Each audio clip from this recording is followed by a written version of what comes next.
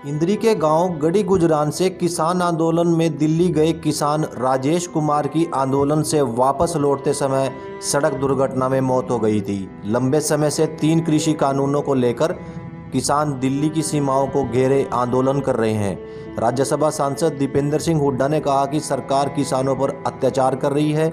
जब इन कृषि कानूनों को मनाने के लिए किसान तैयार नहीं है तो फिर क्यों जबरदस्ती भाजपा सरकार किसानों पर ये काले कानून थोपना चाहती है।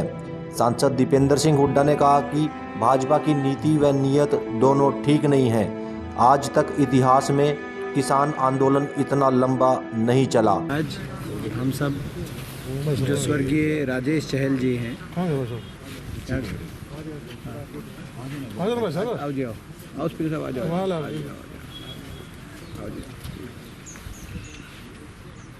आज हम सब जो गड़ी गुजरान गांव से जो स्वर्गीय राजेश चहल जी हैं उनको श्रद्धांजलि देते हैं और उनके परिवार के साथ हमने साधना व्यक्त करने के लिए आज हम सब यहाँ आए हैं। उनको जिस तरीके से उन्होंने किसान आंदोलन के अंदर दूसरी तीसरी बार वो टिकरी बॉर्डर पे जाते हुए उनके एक्सीडेंट में अपनी जान कुर्बान करी, तो ये एक रिमाइंडर है इस सरकार को कि सरकार किसान के संयम का और इम्तिहान ना ले। भारतीय किसान मोर्चा ने कल 126 किसानों की लिस्ट जारी करी जो अभी तक जान गंवा चुके हैं। इसमें ये बड़ी दुर्भाग्यपूर्ण स्थिति है देश में, जब 126 लोग इस प्रकार से अपनी जान कुर्बान कर दें किसान, उनकी सुनवाई नहीं हो रही, फिर भी लाखों किसान डटा हुआ है दिल्ली के बॉर्डर पे। तो सरकार कुछ संवेदना दिखाए, बड़ा दिल दिखाए, कुछ करुणा जागे सरकार में। ऐसे हम इनको जो है सरकार से अपील करते हैं और इस परिवार के लिए हम मांग करते हैं और बाकी भी जो जाने गई हैं जिन किसानों की, उनके परिवारों की मदद की जाए। जैसे जब हमारी सरकार थी, प्रदेश में हुड्डा सरकार, उस समय पिछले किसान आंदोलन में जिन्होंने जान कुर्बान करी थी उन सभी को शहीद का दर्जा देते हुए उन सभी के परिवारों में सरकारी रोज़गार और आर्थिक मदद की नीति लेके आए थे। उस नीति को ही दोबारा ये सरकार अपनाए और तुरंत इन सारे परिवारों को जो है, इन किसानों को जो है परिवारों के लिए रोज़गार, सरकारी रोज़गार और अधिक से अधिक आर्थिक मदद की घोषणा की जाए। नहीं तो जब हमारी कभी मौका आएगा तो हम उसी नीति पे चलेंगे कभी, अगर हमें अवसर मिला। और अपनी तरफ से जो कांग्रेस विधायक दल है, सभी विधायकों ने निजी तरफ से अपने निजी तरफ से ऐसे सभी परिवारों को जो 2-2 लाख रुपए की आर्थिक मदद करने की जो निर्णय चौधरी दीपेंद्र सिंह हुड्डा जी के नेतृत्व में लिया है, मैं उस निर्णय का जो है उनके लिए उनका धन्यवाद करता हूँ। तो और भी कुछ हो सकेगा इस परिवार के लिए, हम वो भी कोशिश करेंगे। सरकार के साथ वार्ता का दौर चल रहा है और विफल होती हुई नजर आ रही है, क्या कहेंगे इसको? ये बड़ी दुख की बात है। ऐसा लगता है कि सरकार बातचीत, अभी ऐसा प्रतीत होने लगा कि बातचीत नहीं कर रही, बातचीत का केवल ड्रामा हो रहा है। ये बड़ी दुख की बात है, क्योंकि जिस तरीके से एक तरफ तो बातचीत चल रही थी, दूसरी तरफ मुख्यमंत्री जी तीनों कानूनों के फ़ायदे गिनवाने के लिए आ रहे थे कैमला गाँव के अंदर। तो यानी कि फिर बातचीत क्यों हो रही है? बातचीत का तो मतलब ये है कि कानून वापस लिए जा सकते हैं, तभी तो बातचीत हो रही है। केंद्र सरकार से तो बातचीत कर रही है और हरियाणा सरकार के मुख्यमंत्री यहाँ पे फ़ायदे गिनवाने के लिए आ रहे हैं। तो कहीं ना कहीं ऐसा प्रतीत होता है कि सरकार की अभी नीयत हठधर्मिता की है। सरकार की नीयत अभी ज़िद पकड़े हुए है सरकार। मगर हम आग्रह करते हैं बार बार, किसान के लिए नहीं तो इंसान के नाते, किसानियत के नाते नहीं तो इंसानियत के नाते, क्योंकि लाखों लोग कड़ाके की ठंड में डटे हुए हैं दिल्ली के बॉर्डर पे।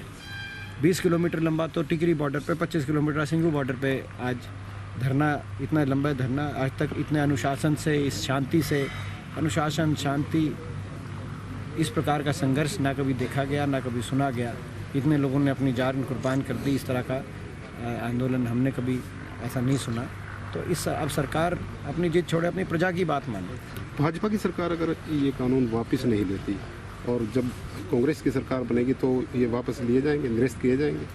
ये तो हम कह चुके हैं, ये तो पहले ही कह चुके हैं। मगर मैं समझता हूँ कि अभी सब उससे भी ज़्यादा हम ये क्योंकि आज की जो स्थिति है वो गंभीर है, सरकारी स्थिति गंभीरता को समझे। हम ये बात मैं पहुंचाना चाहता हूं प्रदेश के एकमात्र विपक्ष के सांसद होने के नाते भी, देश के नागरिक होने के नाते भी, कि सरकार स्थिति गंभीरता को समझे। इतनी जिद अपनी प्रजा के साथ किसी के लाभ में नहीं। 26 जनवरी को किसान दिल्ली की तरफ कूच करेंगे, कांग्रेस पार्टी की तरफ से क्या सहयोग रहेगा? देखिए, ये जो आंदोलन है इसका नेतृत्व किसान संगठन कर रहे हैं। इस आंदोलन में हिस्सा किसान ले रहे हैं। इस आंदोलन का नायक भी किसान है, हीरो भी किसान है, इस आंदोलन का कप्तान भी किसान है। किसान संगठन रूपरेखा तय करेंगे, हम समर्थन में हैं। लेकिन हम कांग्रेस पार्टी एक विपक्ष के जिम्मेदार विपक्ष के नाते हम आंदोलन के समर्थन में हैं। किसान संगठनों ने बड़ी सूझबूझ के साथ अब तक अनुशासन और शांति के साथ अपने आंदोलन का एक परिचय दिया है। इतने लंबे समय 2 महीने हो गए, एक अनुशासन और शांति का इस प्रकार का एक इम्तिहान दिया है किसान संगठनों ने, बड़ी सूझबूझ के साथ चलाया है। और हमें उम्मीद है कि किसान संगठन जो भी रूपरेखा तय करेंगे 26 जनवरी की, उससे पहले उसके बाद, इस आंदोलन को अडिगता से उसी अनुशासन और शांति प्रिय रास्ते पे रखा जाए। लेकिन मुख्यमंत्री का आरोप है जो इस आंदोलन के पीछे सारा जो कांग्रेस की साजिश बताई गई है। तो ये कभी खालिस्तानी बताया, कभी माओवादी बताया, कभी कांग्रेसी बताया, कभी आरक्षतावादी बताया, कभी अलगाववादी बताया गया। मगर अगर कोई ऐसा कहता है तो अपने आंखों पे पट्टी बांधने वाली बात है। ये किसान का सबसे बड़ा अपमान है। अगर किसान के आंदोलन को, जिस आंदोलन में किसान, देश का किसान, धर्म, जाति, भाषा, क्षेत्र, हर बात से ऊपर उठकर, सारी जंजीरें तोड़कर एक भावना से बंधा हुआ है, उस आंदोलन में को अगर इस दृष्टि से कोई देखने की कोशिश करता है, वो केवल अपनी आंखों पे पट्टी बांध रहा है। ये उचित नहीं। कैमला गांव में सर जिस तरह से महापंचायत थी, उसको लेकर के किसानों को नहीं जाने दिया, केस तक दर्ज कर दिए गए। बहुत मैं भर्त्सना करता हूँ इस बात की। पूरी तरह जिम्मेदार मुख्यमंत्री जी हैं। जब केंद्र बातचीत कर रही थी, अब तो केंद्र ने भी कहा इनको उसके बाद कि जब हम बातचीत कर रहे हैं तो आप तीनों बिलों के फ़ायदे क्यों गिनवाने के लिए धक्का कर रहे हो? तो 3 बिलों के फ़ायदों के लिए रैलियाँ करनी, जब बातचीत चल रही हो किसानों पे, एक तरीके से ये कहीं ना कहीं मैं आग्रह करता हूँ सरकार से, हरियाणा सरकार से और उन सरकार में बैठे प्रतिनिधियों से कि ना तो उकसाने वाली भाषा का प्रयोग हो, ना उकसाने वाले ऐसे कदम उठाए जाएं जिससे जो है किसानों को, ये अपने जिम्मेदार पदों पे जो लोग बैठे हैं वो समझें, स्थिति गंभीरता को समझें, मुकदमे वापस होने चाहिए और स्थिति गंभीरता को समझें। और मैं समझता हूँ कि जो है ये बिल्कुल मुकदमे भी वापस होने चाहिए। मेरे ये तो स्पष्ट ही बात है। हरियाणा सरकार तो देश की सबसे बड़ी किसान विरोधी सरकार के रूप में स्थापित हो चुकी है। यही सरकार है जहाँ जिसने किसान पे लाठीचार्ज किया। पंजाब और दिल्ली में तो हुआ नहीं। यही सरकार है जहाँ आंसू गैस चूल्हे छोड़े गए। यही प्रदेश है जहाँ पे किसान पे वाटर कैनन की बरछारें हुई। यही सरकार है जहाँ 307 के मुकदमे दर्ज हुए किसानों पे। अब यहाँ पे कैमला में मुकदमे दर्ज हुए। ना तो किसान जब पंजाब से चला था तो रामलीला ग्राउंड में धरना देने के लिए चला था, हरियाणा में कहीं रुकने का उसका कोई उसने प्लान नहीं दिया था। मगर हरियाणा सरकार टूट पड़ी पूरी किसानों पे। तो ये तो जो है हरियाणा सरकार देश की खट्टर सरकार, देश की सबसे बड़ी किसान विरोधी सरकार के रूप में अपने आप को इसने स्थापित कर लिया। इसीलिए आपने देखा होगा अभी सर्वे वगैरह जो आ रहे हैं ABP चैनल, ऐसे चैनलों पे आए, उसमें 8% की लोकप्रियता आई। मुख्यमंत्री जी देश में सबसे पीछे रही लोकप्रियता के मामले में। तो ये आत्ममंथन करने वाली बात है। जनता का विश्वास, हरियाणा सरकार जनता का विश्वास खो चुकी है। इसीलिए हमने अविश्वास प्रस्ताव की भी मांग करी है, ताकि ये स्पष्ट हो सके अविश्वास प्रस्ताव में कि कौन सा विधायक जनता के साथ है और कौन सरकार के साथ। सरकार पीछे क्यों हट रही है अविश्वास प्रस्ताव के लिए? नहीं देखिए, तो क्योंकि जनता का विश्वास खो चुकी है। उनको अपने कहीं ना कहीं विधायकों में भी कहीं ना कहीं विश्वास की कमी होगी। राज्यपाल इसीलिए मिलने का समय भी नहीं दे रहे। विधायक दल से जो समय 2 बार मांगा कांग्रेस विधायक दल ने, मगर राज्यपाल जी ने समय नहीं दिया। कांग्रेस अध्यक्ष का भी बयान आया था कि हमारे दूसरे दलों के कुछ विधायक संपर्क में हैं। क्या आप भी मानते हैं? देखिए, ऐसा है कि हरियाणा छोटा प्रदेश है। 90 के 90 विधायक हम आपस में जानते हैं सबको। सारे पुराने बहुत से विधायक पिछले समय में हमारे साथ हमारी दल में भी होंगे, हमारे साथ भी काम किया, वो सब आपस में जानते हैं। आज प्रश्न इस बात का है, बहुत से जो विधायक खुल के भी बयान दे चुके हैं कि वो किसान के हक में, सरकार के हक में नहीं है। इस बात का सही फैसला कि कौन सही बोल रहा है और कौन दोगली भाषा बोल रहा है, उसका सही फैसला जिस दिन अविश्वास प्रस्ताव आएगा तब समझ में आएगा कौन जनता के साथ है विधायक और कौन सरकार के साथ। कल कोरोना वैक्सीन का विरोध हुआ, कल किसान आंदोलन में जिस तरह से किसानों की मौत हो रही है, क्या कांग्रेस पार्टी की तरफ से क्या सहयोग है? ये तो जैसे मैंने कहा कि कांग्रेस विधायक दल चौधरी उपेंद्र सिंह हुड्डा जी के नेतृत्व में हुड्डा साहब ने एक फैसला लिया है और कांग्रेस विधायक दल हर परिवार को जो 2-2 लाख की आर्थिक सहायता कुछ निजी तरफ से सभी सारे विधायकों ने अपने निजी रूप से इसको एकत्रित करके ये 2-2 लाख की वित्तीय सहायता पहुंचाने का एक निर्णय लिया है और जिसमें बहुत सी जगह पहुंचा भी चुके हैं। मैं धन्यवाद करता हूँ और हर परिवार में वो अपना मदद करने के प्रयासरत है कांग्रेस विधायक दल।